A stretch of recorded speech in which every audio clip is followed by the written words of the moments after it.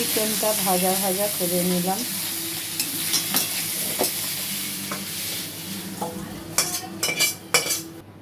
ফোড়নে এলাচ, দারচিনি, লং, গোলমরিচ দিলাম। একটু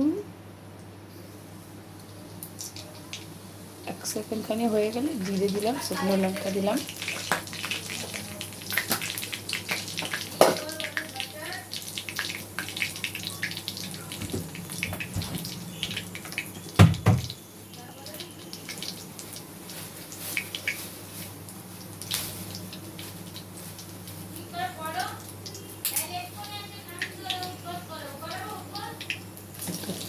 দুটো তেজপাতা ছিঁড়ে দিয়ে দিলাম।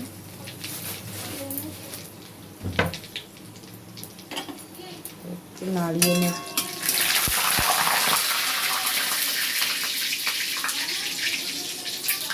কুচনো পেঁয়াজ,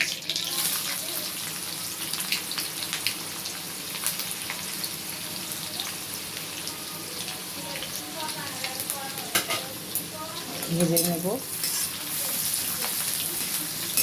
পেঁয়াজটা হালকা ব্রাউন হলে আর মশলাগুলো দিয়ে দেবো।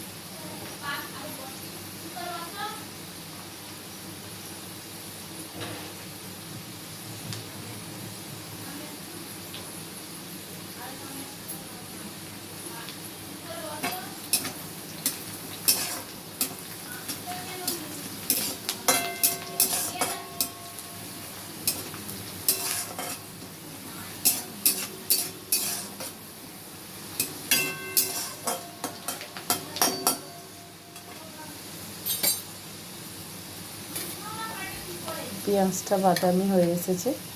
এবারে আদা বাটা, রসুন বাটা, পেঁয়াজ বাটা দিয়ে দিলাম।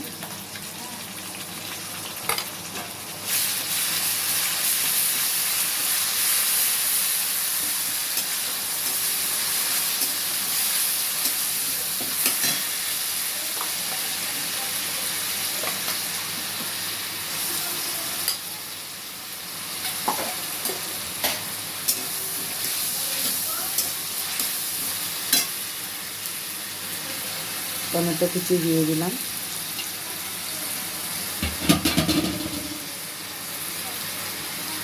এবারে গুঁড়ো মশলাগুলো অ্যাড করব। Red chilli, Kashmiri red chilli,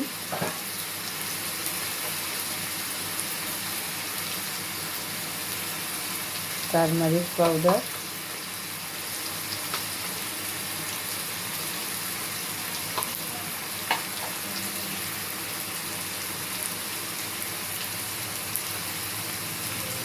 coriander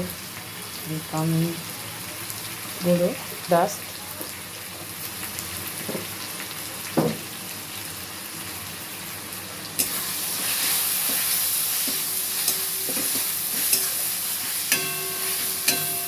ভালো করে মশলাটা কষিয়ে নেব। যতক্ষণ না তেল ছাড়ছে ততক্ষণ কষিয়ে নেব। গুঁড়ো মশলাগুলো যাতে লেগে না যায় তাই জন্য একটু জল দিয়ে দেবো। ভালো করে কষিয়ে নেব।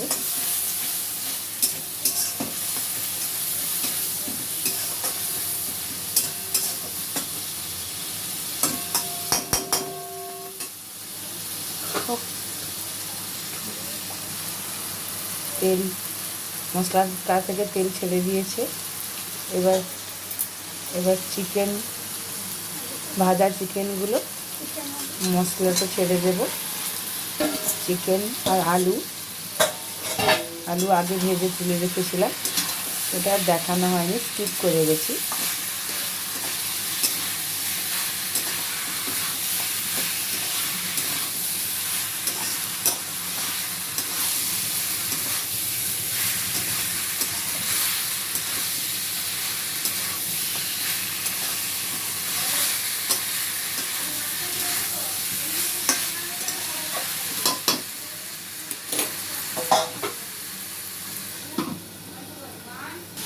ভালো করে মশলার সঙ্গে চিকেনগুলোকে মাখিয়ে নেব, যাতে মশলাটা ভালো করে চিকেনের মধ্যে ঢুকে যায়।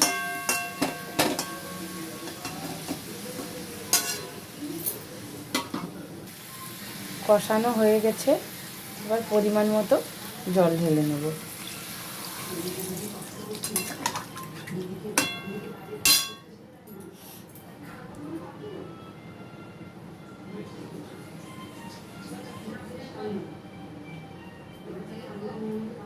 যার যেরকম প্রয়োজন মতো ঝোল দরকার জল ঢেলে দেবে।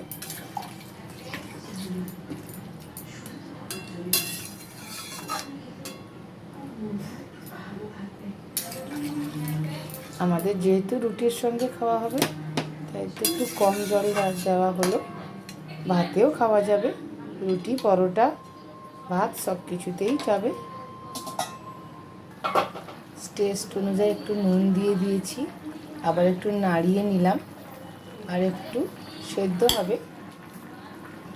এখন দিয়ে দেবো বেরেস্তাটা, দিয়ে দেবো পেঁয়াজ বেরেস্তা করে রাখা ছিল, ওটা আমি দিয়ে দেবো ওর উপরে। আবারও একটু ঢাকা দিয়ে ফুটতে দেব।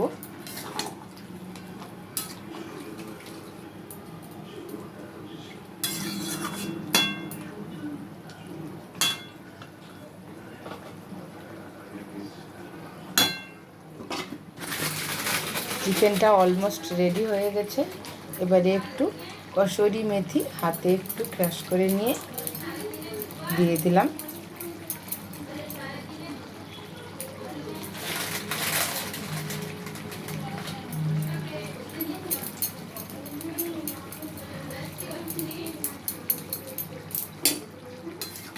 নাড়িয়ে নেব, মিশিয়ে নেব ওর মধ্যে ভালো করে।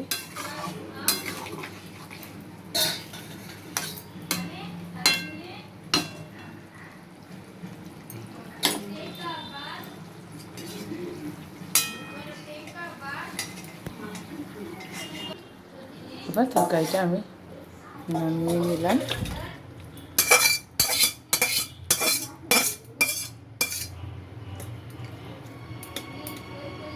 রুটি, পরোটা, ভাত সব কিছুর সঙ্গেই এটা যাবে।